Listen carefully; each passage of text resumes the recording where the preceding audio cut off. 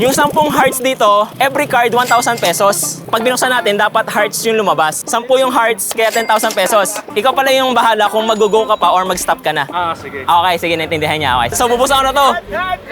Dapat hearts to, ha? Buksan ko na. Sige. Oy! 1,000 pesos! Go ka pa ba o stop na? Go! Go! Okay, sige. Go! Pag hearts to, 2,000 pesos na. Pag joker, wala ka ng premyo. Okay. Oh! So, 2,000 pesos na. Go pa ba or stop na? Stop na! Sayang din naman to. Tira na to eh. Paano kung hearts, panay hearts to? Paano pag nawala na? Last na question ko sa'yo. Go pa tayo or stop na? Stop na. Tama na. Stop na.